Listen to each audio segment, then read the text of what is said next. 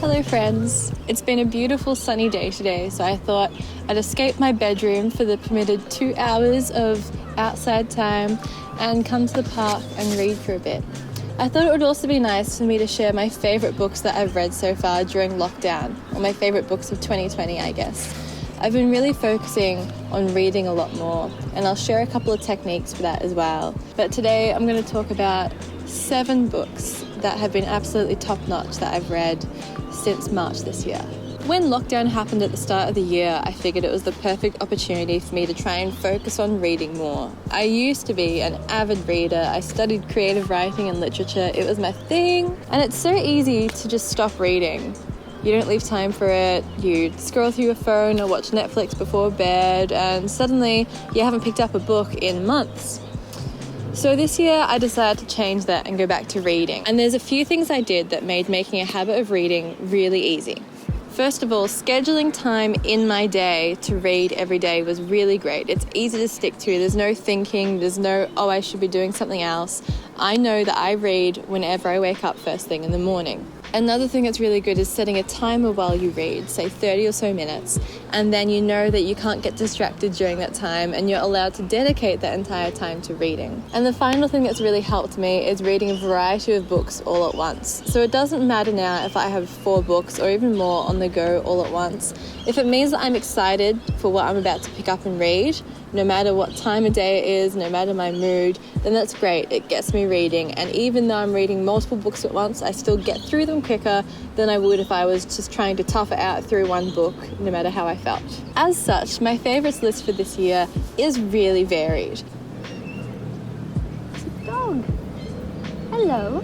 My favourites include a variety of fiction and non-fiction, novels, memoirs, essays, history, self-help. Don't knock over the camera. Thanks, mate.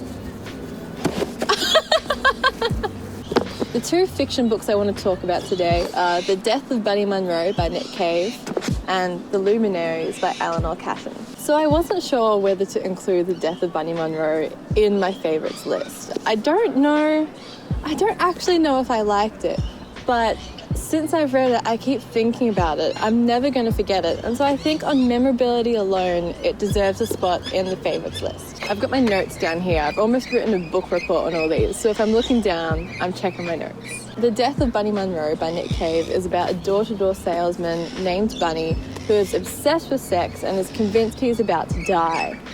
Following the unexpected death of his wife, he has to drive around continuing to try and sell and seduce and mourn, all while he's got his quirky 9-year-old son along for the ride. It's absolutely bizarre.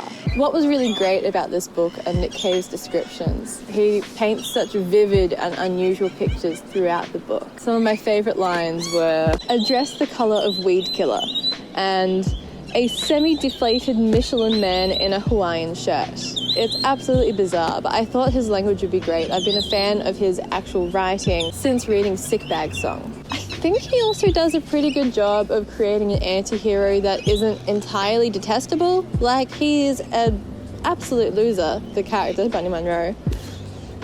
But still, I was still happy to read about him. So, points for that. The bad is that this book is gross. It is disgusting. Oh my god. And the worst part of that is I gave this book to my mum for Mother's Day last year. Sorry, Mum, I had no idea of the content of this book. I reckon you would like it if you also enjoyed reading Trainspotting, or if you like Fight Club, those kind of dark, grimy, masculine vibes. The Luminaries by Eleanor Catton. Oh my god, this book surprised me so much. I read it because I was about to get rid of it because it didn't fit on my bookshelf because it's huge. Look. And you may have seen my first ever video where I cleaned through my bookshelf. Well, this was one of the ones that didn't make the cut because I was like, sounds boring, it's huge, I'm never going to read it. But because it didn't fit on my shelf, I didn't have anywhere to put it, so I was like, I put it on my bedside table and just decided to read it, and I'm so glad I did. The Luminaries is set in Gold Rush era New Zealand, and it's about this small town trying to solve how all of these crimes are connected. There's murders, there's piles of gold missing, people missing, opium overdoses, and all of these strange things keep happening around the same time as a woman unexpectedly comes to town and opens up a mystical shop. What was really good about this book is how the huge plot line all manages to come together. There's so many interesting little coincidences and they come together absolutely magically. But the other thing that really sold me while reading this book is that for a mystery novel, the relationships between the characters are absolutely fantastic. There's one love line in particular that really got me, and I was even tearing up by the end, which I was not expecting for this book. The bad is that she is thick. Look at that. Ridiculous. So many pages. 832 of them, in fact. And the first half of it is kind of dry. I'm lucky that I was reading about an hour a day at the time, so I powered through it. But if you're not doing it, I can see how you would give up on it. The first half is mostly kind of all set in one room with some men talking. It's very 12 Angry Men. And it's telling all of the stories which will eventually come together, and you need to know all of it, and it pays off, but it does take a while to get through that first bit.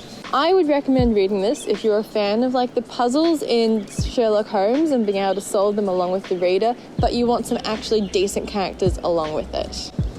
Whew. I keep spilling my water all over myself. So while I've been reading a lot more, I've also gotten way more into non-fiction. I don't know, it feels like your brain is growing as you read it. And so the remaining 5 books I'm going to share are all non-fiction, but completely different from each other. I think you're really going to like these suggestions, especially if you're into kind of creativity and productivity, you know, all the things about being a young creative woman that I'm into as well. You know, you get me? You're on the same wavelength? Cool. So the first book I want to talk about, Sapiens by Yuval Noah Harari. This has been talked about so many times all over the internet, but it's worth it. This is a book that everybody should read. It is about the entire history of humanity, from the emergence of Homo sapiens all the way through the cognitive, agricultural, scientific revolutions to where we are today in this capitalist, consumerist, unified cultural society thing. What's good about it is that even though it contains some extremely scientific specialist knowledge, it is easily readable. It's not too dense. Anybody can read it, regardless of whether you know heaps about science and biology and those kind of things, or if you're like me. There's not much really bad about this book, but if I had to say something, it would be that it covers so much. It's almost like surface level. I should have brought bug spray. There's so many little buggers in here. It covers so much that you might have to use it as a diving board into whatever area that you find really interesting. You're not going to get a hugely in-depth picture of any specific moment in history from here. It covers hundreds of thousands of years. So, I think you should read this if you want to feel like you're learning, and especially if you want to learn something that is relevant to everybody. If you've got a wide variety of people that you interact with, this will give you something to talk about with everybody. The next book I want to talk about is Just Kids by Patti Smith, which has been on my reading list for a long, long time. I always knew I'd get around to reading it eventually, and I am now glad that I did, and it triggered such an emotional response from me. I was not expecting it at all. Another dog! Just Kids is a memoir by Patti Smith about her and her companion Robert Mapplethorpe as they struggled to make it as artists in New York in the late 60s and 70s. What's great about it is that it's actually a fantastic story. I mean, what a life! It's brilliant. And Patti Smith's language is so beautiful. In fact, her narration is so loving and warm and pure that the end of the novel left me sobbing, like properly blocked up tissue box. I got a phone call in the middle of the chapter and had to call them back, sobbing. So I am a bit of an over-emotional person, but it's just a very beautiful and touching book. The bad is really interesting. This is more a reflection of me rather than the book at all. But for the first half of the book, I found myself getting kind of jealous of Patti Smith. And it's probably because I am also a young, aspiring musician struggling to find my way in the world. Patti Smith was the same, and then before you know it, she's mates with Janis Joplin and hanging out with all the cool kids at Hotel Chelsea. And I was just jealous of the people around her and the world that doesn't exist anymore. But I attribute a lot of this jealousy to her writing, because not only was I jealous of the glamour, her descriptions are so beautiful and romantic that I was jealous of the times that they were homeless and having to figure out whether they could afford food or one ticket to the gallery while the other person stood outside. It makes me, in my comfortable living situation, feel like I'm not enough of an artist, but that's just me. That's probably something I have to talk to somebody professionally about. Besides my own issues, fantastic book. Bloody fantastic. Read it if you're a creative person and you're wanting to feel inspired. The next book I'm going to talk about, you have to read. It's called Wordslut. I think it is fantastic, and that might just be because it falls into some of my favorite niches of feminism and linguistics. It's so cool. It's kind of an analysis and a look at the history of how language and women interplay. Amanda Montell discusses and dissects everything from gendered insults and catcalling to the formation of popular English as we speak it today and the role that women play in the formation of language.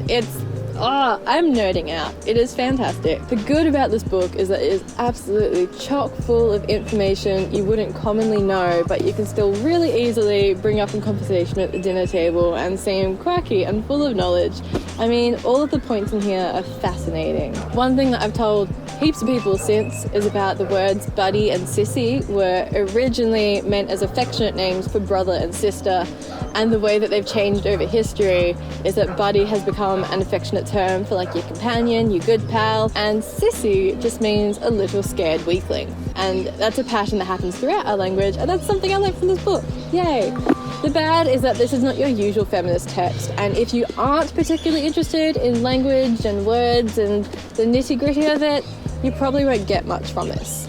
I recommend that you read this if you're the type of person who's always Googling the etymology of words to win arguments, like me. The next book I want to talk about is called Atomic Habits by James Clear, and I actually listened to that as an audiobook. So in case you didn't know this already, habits are the cheat sheet to life. You got to form good habits and break your bad habits, and then you end up doing all these positive things with your life without ever having to think about it. Self-help stuff. I'm really into this stuff. So Atomic Habits is described as a guide to revolutionizing your life, but it's not as wishy-washy as that. It's actually very straight to the point and full of techniques to help you in the day-to-day, especially if you're trying to focus on your productivity. The idea is that you can make small changes for big results. You get 1% better every day, and the way you do that is by cementing these good habits. For me, when I was reading it, I was really focusing on being able to get up in the morning, and it helped provide me with techniques to make sure that getting up was a habit I did every day rather than something I had to stretch for. A lot of James Clear's material is supported by contemporary psychology and neuroscience and is lifted up by stories of really successful people, whether they're CEOs or Olympic athletes.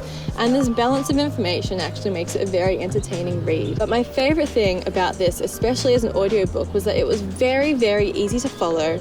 And at the end of all the chapters, they would kind of summarize what had happened. I found that made it very actionable. And as such, I think this is the most practical kind of self-help motivational book that I've read so far. The bad, particularly for the audiobook, is that the narration's not very exciting. I thought it was fine, but you might kind of find it a bit dry if you're not super engaged or like prepared for the audiobook world. I think you should read or listen to this if you find yourself struggling to do the things that you know you should be doing. It will get you on the right track. And the final book I want to talk about today is The Word Pretty by Elisa Gabbert. To be honest, I have not finished reading this. You can actually see that I am about 3/4 of the way through with my little sticky note is. But I am enjoying this book so much that I couldn't not talk about it. It is a collection of lyrical and reflective essays all about writing and reading and living and femininity and family and dreaming. To me, it kind of just sounds like my mind when it wanders, but written down in a very eloquent way. My favourite thing about this book is that Gabbert's writing is just such a pleasure to read. Her tone changes between conversational and highly intellectual, but I feel like that kind of keeps me engaged as I'm reading, and all of the essays are so short that you can read them as you're having your cup of coffee in the morning. And I think that's the only thing I can fault with it, is that I really don't want to get through it all at once, and I enjoy kind of sitting with her essays and thinking about them afterwards. And so I'm only ever really reading it for 10 minutes at a time. I kind of just wish it was like a never-ending cup of tea, which also doesn't exist and I wish existed. If I could get a never-ending version of this book with a never-ending cup of tea, I would be sitting there very, very happy for a very long time. I think you should read this if you're a writer or if you're looking for a more contemporary kind of take on a room of one's own. Or I would also compare her use of language and her unique take on things to Marguerite Duras, whose writing I also really, really enjoy. So those are all of my favourite books. What have you been reading this year? If you have also lost your job like me, if you've been stuck in a lockdown, have you been reading more? I would love to hear your recommendations. If you think there's anything I should read or anyone else should read, please tell me about it in the comments below. I look forward to seeing them. I think I might sit here and read a little bit more before the sun goes down, and I'll see you all next week. Thank you so much for watching.